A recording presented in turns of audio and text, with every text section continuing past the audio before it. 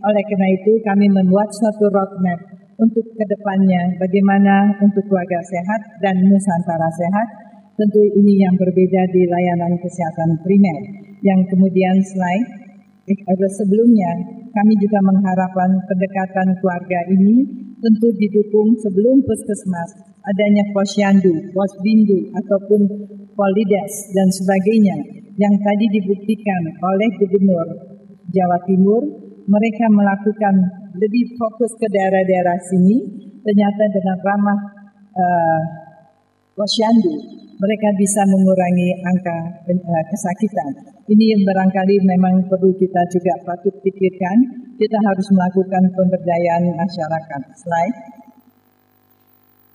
Nah, ini adalah angka-angka yang akan kita sebarkan untuk daerah tertinggal. Slide.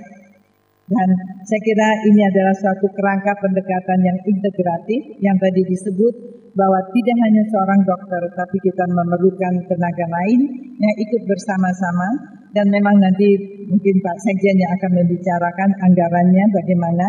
Betul kami sudah diumumkan 5% untuk kesehatan APBN, akan lebih banyak ke DAK, nanti Pak Sekjen jauh lebih menguraikannya. Tetapi saya menitipkan bahwa semua ini tetap kita alihkan ke arah proaktif untuk menjaga kesehatan masyarakat dengan memberikan edukasi, advokasi baik kepada pemimpinnya ataupun kepada masyarakatnya. Saya kira benar tadi dikatakan tergantung pemimpinnya di daerah. Namun saya melihat terakhir ke Pulau Simelu, di mana bupatinya sangat concern terhadap kesehatan dan pendidikan. Puskesmasnya kebetulan kami sekalian melihat Nusantara Sehat, begitu bagusnya dan juga sangat manusiawi memberikan perumahan kepada tenaga kesehatan. Jadi saya kira ini memang patut kita contoh sebagai pemimpin yang tahu betul kesehatan dan pendidikan merupakan hulu dari untuk mendapatkan kualitas manusia yang baik. Slide. Kita lihat, kemudian sistem rujukan. Slide. Memang setelah puskesmas tentu kita harus melakukan rujukan jika di luar dari daerah dari 155 penyakit.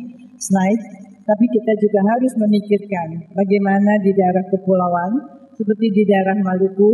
Gubernur Maluku sangat menitip bagaimana kalau mereka bisa mempunyai kapal-kapal yang bisa tentunya berlayar antar pulau. Karena Indonesia ini memang sungguh luar biasa. Pulau Maluku Tenggara saja, Kota Tual saja terdiri dari 60 pulau. Raja Ampat terdiri dari 250-an pulau. Jadi saya kira memang ini hal patut yang kita juga pikirkan. Slide. Kemudian rumah sakit regional kita tetapkan melakukan sebanyak 110 kalau nggak salah saya rumah sakit regional. Juga kita tingkatkan rumah sakit umum daerah. Slide. Kemudian tentu penguatan rumah sakit rujukan nasional kita juga lakukan untuk sistem rujukan. Slide. Dan di sini kita bisa melihat ada 14 rumah sakit nasional yang akan kita tingkatkan. Saya kira dengan kita akan menghadapi masyarakat ekonomi ASEAN, kita perlu betul-betul melakukan penguatan di bidang kesehatan. Slide tadi adalah roadmap untuk bagaimana melakukan sistem pembangunan kesehatan dengan akan diperhatikan tentu sarana dan prasarana. Prasarana setelah sistem ini tentunya terbentuk dengan baik. Namun satu lagi adalah SDM. Kita juga fokus kedua kepada SDM bahwa untuk anggaran 2016 kita pikirkan bagaimana kita bisa menyediakan suatu sumber daya manusia kesehatan sesuai dengan standar pelayanan kesehatan. Slide. Kita masih jauh juga di bawah negara ASEAN. Hal ini patut kita pikirkan dan kita renungkan bahwa saya kira loyalitas terhadap bangsa ini harusnya kita dorong untuk mereka mau melakukan atau membantu negara kita. Hal ini memang jelas sekali bahwa kelemahannya adalah akses masyarakat untuk mendapatkan pelayanan oleh tenaga dokter yang masih terbatas dibandingkan dengan negara lain. Jadi memang keterbatasan ini bukan hanya dokter, tapi tenaga kesehatan lain pun kita akan bisa lihat ternyata sangat kurang. Slide. Program SDM kesehatan Bagaimana kita merencanakan tenaga SDM kesehatan. Kita mencoba mengajak 5 spesialis yang bisa ditempatkan, dan kemarin kita sudah berbicara dengan 5 spesialis. Mereka berkomitmen mau membantu untuk distribusi. Tentu akan dibicarakan lebih lanjut bagaimana caranya untuk win-win atau kesepakatan yang kita bisa ambil. Kemudian tentu kita membuat tadi team base. Team base ini adalah betul-betul tenaga medis yang bersedia, bukan diminta, tetapi mereka yang ingin mau mengabdi kepada negara selama 1-2 tahun, dan anak-anak muda. Saya kira kita akan malu kalau anak-anak muda kita mau, mengapa kita tidak mau juga berubah. Mereka mau loyal terhadap bangsa dengan duduk di daerah-daerah perifer. Dan kemudian juga kita punya masalah tentang internship ataupun PTT. Jadi saya kira memang masih banyak yang perlu kita lakukan, penguatan tentunya, tugas belajar dan sebagainya. Tubel ini ternyata kita banyak sekali. Kemarin kami baru rapat, ada 1.760-an yang akan selesai tahun 2017, tapi yang baru kembali ke daerahnya baru 600-an. Artinya mungkin kurang lebih baru 30% yang kembali ke daerah atau tidak kembali. Nah, ini juga barangkali kita harus betul-betul tegas. Kita sekolahkan dengan baik, tapi kalau sampai mereka tidak kembali, barangkali aturannya diubah. Kita cabut STR-nya supaya mereka tidak bisa kemana-mana. Slide. Ya, slide kita bisa lihat, kita masih punya PR yang begitu banyaknya. Bisa kita lihat betapa puskesmas kita juga belum memiliki sarana yang sangat standar. Tapi kita harus tetap bekerja dengan baik dan juga pengisian dari tenaga kesehatan. Barangkali ini yang perlu kita perhatikan. Kita akan mencoba mengisinya dengan sebaik-baiknya walau sarana apapun SDM. Slide di sini kita juga bisa lihat tenaga kesehatan profesional atau spesialis. Kalau kita perhatikan di sini adanya malnutrition. Kemarin di kebidanan saya katakan saya paling senang dengan kalimat ini. Mereka ada 3.500 kalau nggak salah. Ada 1.000 di kota Jakarta, tapi tidak ada satupun di Pulau Seribu. Jadi itu memang barangkali fakta yang terjadi, tapi mereka bilang ada kok Prof, kita ke Pulau Seribu, tapi yang jelas ada 1.000 di kota Jakarta, tidak ada yang tinggal di Pulau Seribu, saya bilang. Nah, ini kita bisa lihat maldistribusi ini sangat terjadi. Inilah yang kita harus atur kembali.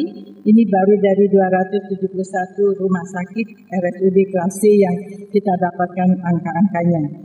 Kami akan mencoba memappingnya untuk secara keseluruhan. Slide mengenai internship. Yang sering kali kami mendapatkan suatu SMS, tweet, email, keluhan yang begitu banyak. Tapi akhirnya kami mengambil kesimpulan yang mengeluh itu bukan anaknya, ibunya dan bapaknya. Yang tidak rela anaknya pergi jauh-jauh. Anaknya senang-senang aja. Anaknya mendapatkan, ternyata mereka merasa kalau ke daerah mereka mendapatkan suatu pengalaman yang luar biasa.